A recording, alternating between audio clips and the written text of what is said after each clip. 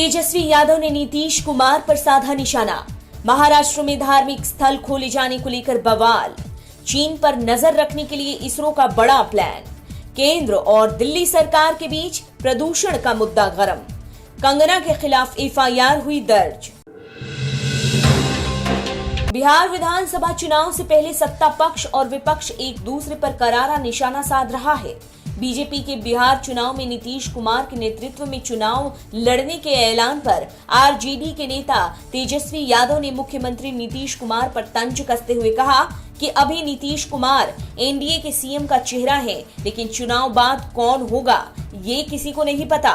तेजस्वी यादव ने कहा कि बिहार की जनता अब सच देख सकती है और वो जानती है उनका भला कौन कर सकता है।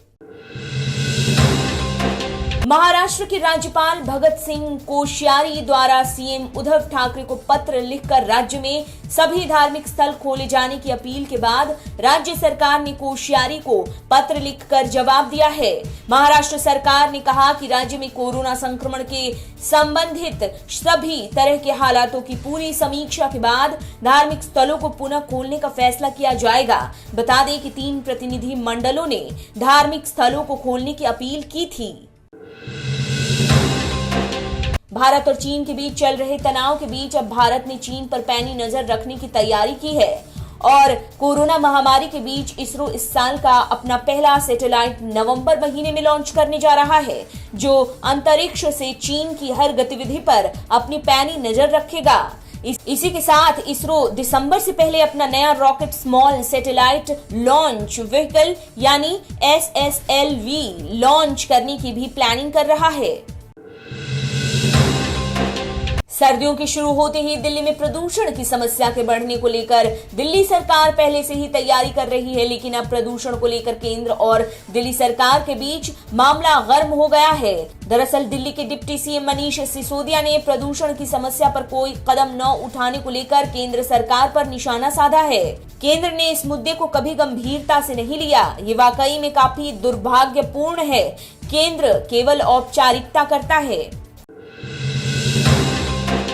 CAA और कृषि बिल को लेकर कंगना के ट्वीट अब कंगना पर भारी पड़ गया है। कंगना के खिलाफ कर्नाटक के तुमकुरू जिले में एफआईआर दर्ज की गई है। दरअसल कंगना के कृषि बिल के खिलाफ विरोध प्रदर्शन कर रहे लोगों पर कटाक्ष करते हुए कहा था कि प्रधानमंत्री जी, कोई सो रहा है उसे जगाया जा सकता है, जिसे गलतफहमी हो उसे समझाया जा सकता है, मगर जो सोने का अभिनय करे, ना समझने का अभिनय करे, उसे आपके समझाने से क्या फर्क पड़ेगा। ये वही आतंकी हैं। CAA से एक भी इंसान की नागरिकता नहीं गई, मगर इन्होंने खून की नदियां बहा दी। कंगना पर आरोप लगाया गया है कि उनके ट्वीट से लोगों की भावनाएं आहत हुई हैं।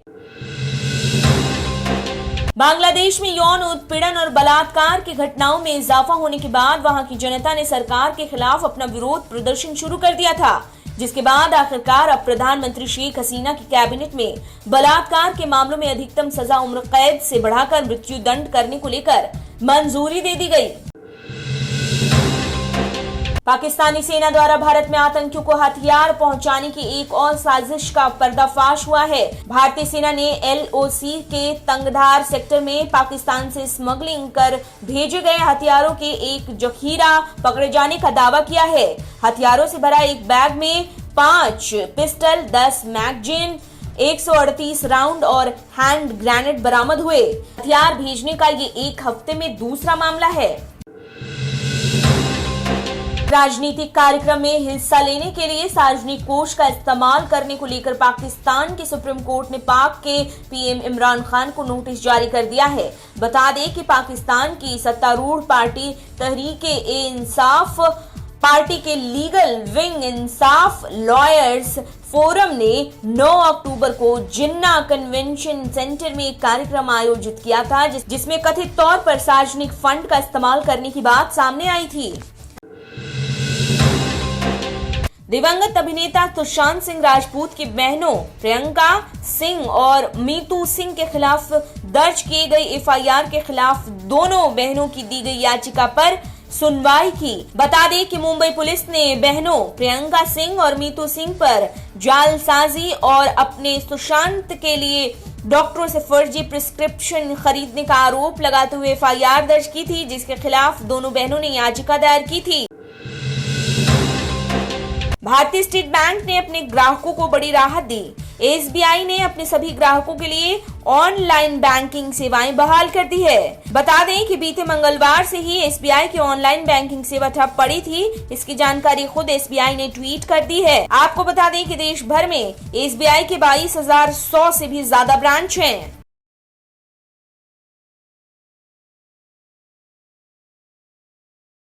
आप देख रहे हैं नेट्रिक न्यूज, साहस सच कहने का।